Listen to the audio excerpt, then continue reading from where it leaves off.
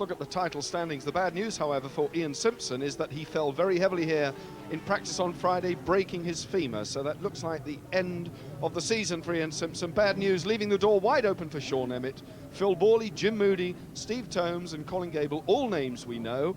Halfway through the series, 12 laps of Cadwell and a lot to go for Sean Emmett, who finds himself in pole position ahead of Jim Moodie, Borley, Mike Edwards from Wigan and Steve Tomes. This the formula for basic road machines, standard street tyres. Green light, everyone's safely away. 30 riders heading up then towards Coppice, and Emmett, number 7, hit the front. And Emmett took at Mallory Park just recently his first national win. Steve Parish is alongside me. This young man has really hit the front in 1992. Yes, he works for a motorcycle magazine as a tester, so he must be about the fastest tester that any motorcycle magazine can have. Sean is a great rider, he's coming along really well. As you can see, he's out in front now, and you rightly said he had his first national win at Mallory Park. Very stylish rider. Sean Emmett then, currently sitting in second place in the championship on 40 points, so he knows that this could well be the turning point of his 1992 season, leading the race already with a commanding lead over the second place and high up in the air. The rider okay though, up on his feet, but that motorcycle's not going to take any further part in the proceedings here.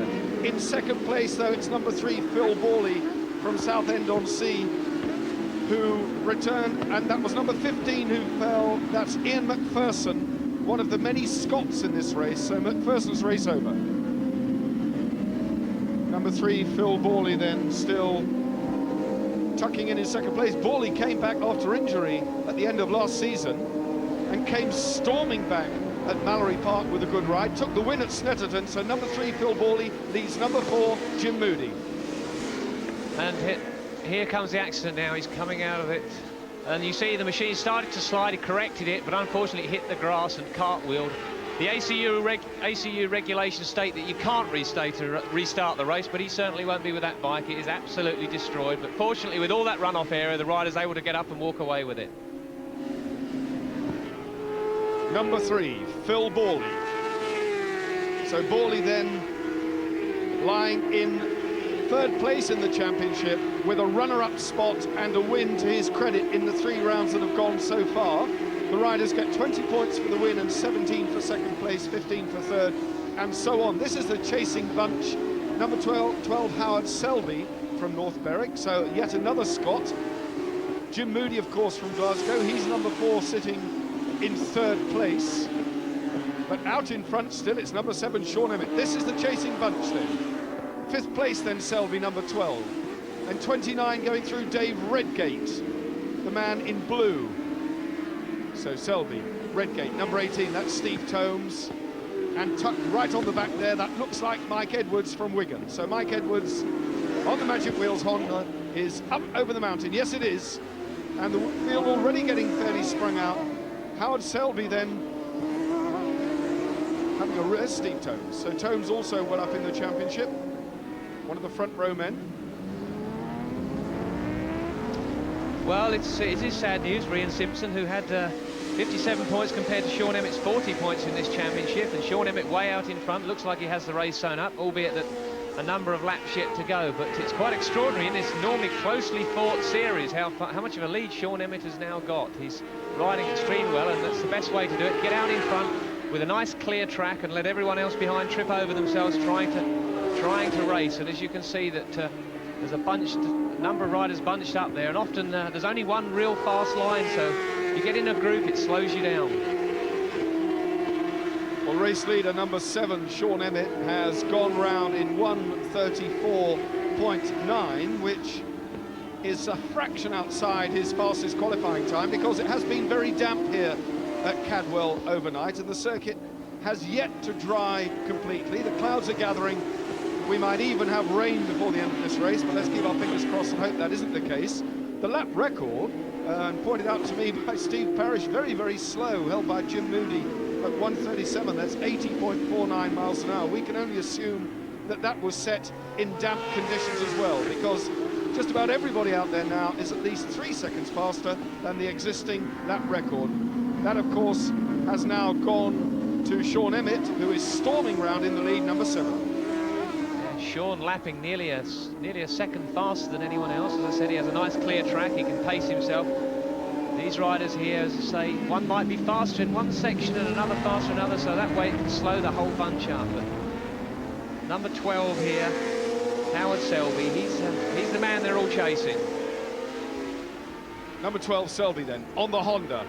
Right with him, that's number 32, Mike Edwards. So Mike Edwards, the man who started the season as teammate to Steve Ives and took over Steve Ives' machinery when Steve Ives unfortunately crashed early in the season and has virtually had to call a halt to the 1992 race programme. So very much on the sidelines, Steve Ives these days, watching the proceedings. I can just imagine the frustration that he's going through, because there's nowhere better that a motorcycle racer wants to be than out on the circuit doing his own thing. Borley then is coming under just a little bit of pressure. And there, the third place man, number 4, Jim Moodie, is closing down on the runner-up slot. And these, the first 3. Number 7, Sean Emmett out in front. Phil Borley, number 3, second. And Moodie going in hard on the brakes at Mansfield at the bottom. Now accelerating along towards the bottom of the mountain where they turn it left. And look at the gap now. They're closing. They're pulling Sean Emmett in. We're not yet at half distance. I think we're in for a nail-biting finish, Steve. I think we could be. Jim Moodie has now put in the fastest lap. He's lapped as quick as the qualifying times of 1:34.53. So Moody's the man on the move, and he is closing in now. So these two could be catching. Well, they are catching Sean Emmett. Sean Emmett maybe has slackened the pace a little bit. He'll be getting pit signals to know what's going on, but he needs to keep his head down. Well, number 4, Jim Moodie, was runner-up in the opening round at Donington. He then followed that up with a 4th place at Mallory and did not score at the Snetterton round, which sadly was not covered by us here on television. But quite what happened to Jim Moodie on that occasion, we don't know. That would have been a different story had he picked up points, because the name of the game is consistency, and that's exactly what Ian Simpson was doing with 2 wins and a 2nd place under his belt. Was really storming on to what looked like a double championship, not just this class, but also the 400cc Supersport class, and that is indeed a big upset for the Simpson camp, and we all wish him well, of course. But this is the battle for 2nd place. Still, it's Phil Borley, number 3, just closing down on Sean Emmett, the race leader. Moodie Edwards now up to 4th, having got past Selby, and number 16 there in 6th place, Howard Whitby from Wakefield, so another Yorkshireman well in the hunt. Well, Moodie is all over Phil Borley at the moment. He's going to struggle to pass him on this section of the course. This is the mountain section where they crest the track's pretty narrow. They'll go through Hall Bends and round to Barn Corner. Now the exit out of Barn Corner is one opportunity he could have to get on the power a little earlier, but they're down to the slowest part of the circuit now, right down into 1st gear, accelerating up 2nd gear, 3rd gear to Barn Corner. This is taken at 70 miles an hour. Now Moodie will be looking to get on the power early, get in the slipstream. This is an important factor on the straights here with these machines. You just get close enough behind someone to break the air to be broken in front of you. It really does increase the speed. On number 3, Phil Borley sustained multiple fracture of his arm at the first European round at Jerez and was unable to contest the series at Donington, but came back with a bang for a runner-up spot at Mallory Park, and here he is now defending a very, well, what's looking like a vulnerable 2nd place now from a very determined Jim Moodie, number 4, the man in your picture now, who's closing down, and their little scrap is drawing them ever closer to the number 7 bike of Sean Emmett out there in the lead. And Sean Emmett is probably riding a controlled race. He certainly appears to be riding a controlled race at half distance, and no doubt his pit boards will be telling him just what the gap is. But a little bit of front brake there left Phil Borley wandering. The front end almost stepped out from underneath him, because he knows that Jim Moodie is lurking and really closing, and they're winding Sean Emmett in. This one looking like a terrific tussle over the top of the mountain.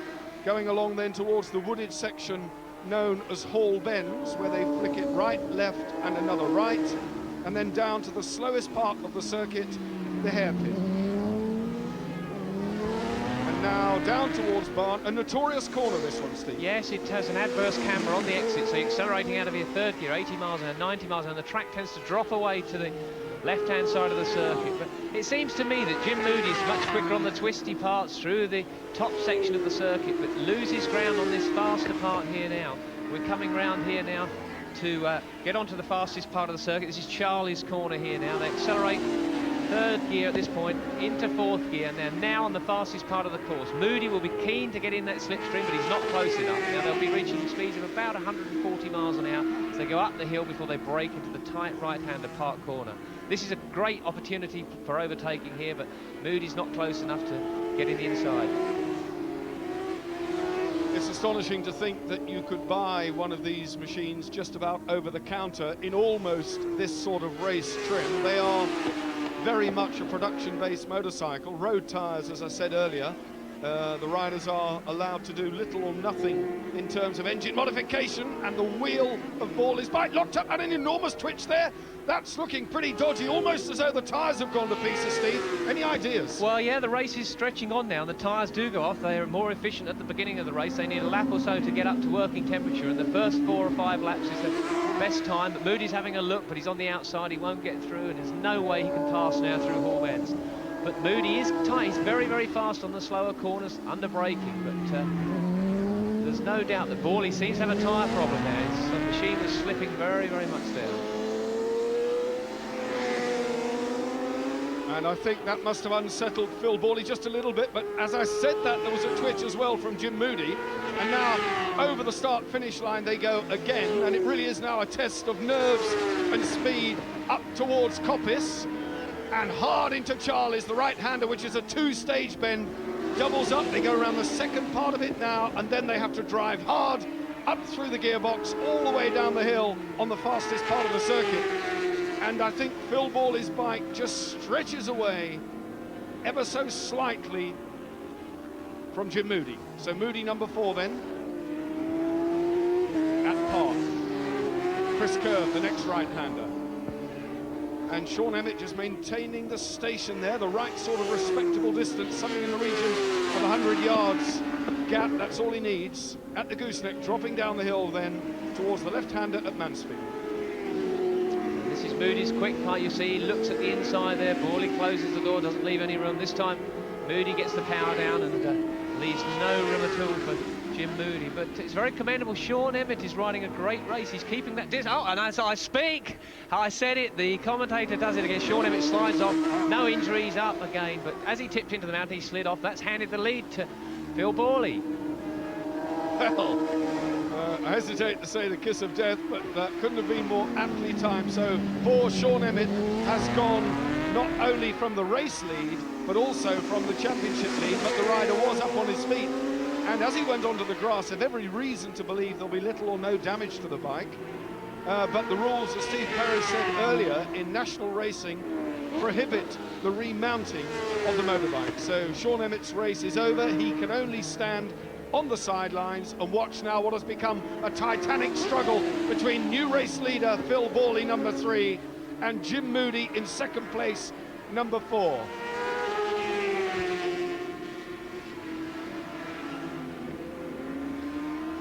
Well, there he is. He's gone into the bottom of the mountain, which is a second gear corner, too much front brake, and just slid across the grass. No injury, but he will be a very annoyed young man. Well, just 22 years of age, Sean Emmett, so a fairly glowing career, I have to say, in front of him. He was doing a superb job leading this race, and he was romping home to what looked like the victory. But there you have the top 6. Colin Gable is up to 4th place, so that's a good ride. So Colin Gable from Andover, who in fact is also riding Magic Wheels Honda, so Mike Edwards' teammate now.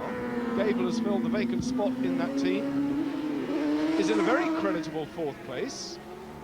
So Edwards and Gable then in 3rd and 4th place respectively, having a bit of a teammate tussle, I suspect, but this very much the scrap at the front of the pack. And the 28-year-old Scot, number 4, from Dumfries then, Jim Moodie, who almost retired at the end of the 1991 season due to lack of funds, and it would have indeed been a great, great shame if Jim Moodie had been forced to quit the scene, but on the Francis Neal machinery, who stepped in to help the 1992 campaign for the Scot, is going admirably well in justifying the investment.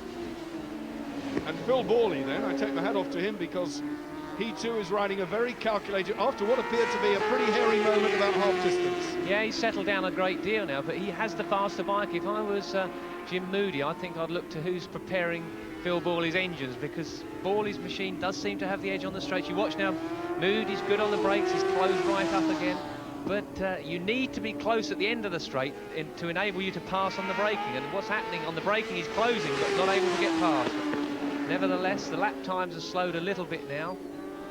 They're back down to 35, so they're a second off the qualifying pace. But you can see now Moody's very close on the brakes as he comes into the corner, but Borley gets on the power, wiggling a little bit there. The suspension gets hot as well as the tyres. These machines, they are basically road machines, modified suspension to a certain extent, but they do deteriorate as the race goes on. The suspension gets hot, the tyres get hot, and the performance isn't quite as good at the end as it is mid-race. Well, if nothing happens between these two to allow me to get out the next statement, in terms of who prepares the bike, I noticed that Phil Borley has entered on the St Neots Motorcycles Honda. St Neots Motorcycles, of course, the family business of the Sawfords, and Steve Sawford is indeed leading the 250cc Supercup Championship, so it would appear that the St Neots company know how to screw a motorcycle together.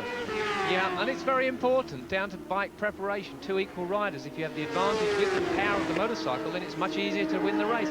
Now, it was always said to me, the easiest place to pass is down the straights, and that's very true. You can see for yourselves that the sun has come out here at Cadwell Park and banished, I think, the concern of most of the riders that that cloud could have deposited some water on the track. That is not going to happen, I can safely say, for the duration of this race at any rate, and it's going to leave us an interesting confrontation, I think, as we go into the dying laps here. The full race distance, 12 laps, 26 miles, just fractionally over 26 miles, in fact, and 81.61. Phil Borley just about defending his rear end from an aggressive attack by number 4, Jim Moodie. And the race now really all about these two, who have opened up a commanding lead, something in the region of 16 seconds over the third place man. Yeah, I better be careful what I say after what happened to poor old Sean Emmett, but it does, oh, and as I was about to say, that it looked like Phil Borley's got it, he's riding very defensively, he's using all the road, not enabling Jim Moodie to get down the inside to outbrake him, but it'll probably all be down to the end of the main straight into Park Corner. That's the most opportune place to get by, but he does have the problem, Jim Moodie, that he loses ground down the straight. He's unable to get on the inside to get up, to outbrake Phil Borley at the end of the straight, but you'll see he's trying to get in the slipstream, but there's no way. You have to be within about 1 metre or 2 metres to get a good slipstream. Well, Jim Moodie's CV tells us that he dislikes smoking, he dislikes losing, and most of all, he dislikes falling off, so he hasn't really got time for a cigarette, that's for sure. He won't want to fall off, and he won't want to settle for second place, and that's where he finds himself at the moment. Number 4, Jim Moodie, then, has got just about half a lap of this Cadwell Park circuit in which to grab the lead, if at all possible, from Phil Borley, and move on in front of Phil Borley in the championship. No, he won't. It's getting really close as they go down. He's on the inside, and he's made the bid. Is he going to be able to hold on? Yes, he is. Borley's on the inside and driving hard, but up towards the mountain now, it's Borley and Moodie. Just look at the two of them. Borley again is straight through, but no. As they come up the right-hander, watch the wheelie, there it goes. And Phil Borley has undoubtedly settled for second place. Just hall bends then for Jim Moodie. What about that, Steve? Well, that was a very intelligent move. He did it just at the right place. He did it the last corner before there was really any opportunity to overtake, so it was fantastic. Down the inside, and it was just a perfect manoeuvre. Phil Borley nearly got the power on him to get down to the mountain, but unable. So here we go, Jim Moodie. Checkered flag is out then. Over the line goes Jim Moodie from Phil Borley, and the gap 17 seconds to third place, but there's your winner, Jim Moodie, a stunning 600 race for the Scot. Confirmation of the result. result of the 600s. Jim Moodie took the win from Phil Borley, Mike Edwards, Colin Gable, Howard Selby, and TT winner Phil McCallan. Confirmation of the standings of the 600cc Supersports class. Ian Simpson hanging on to that lead, albeit injured, from Phil Borley. Jim Moodie's win moves him on to 50 from Sean Emmett and Colin Gable.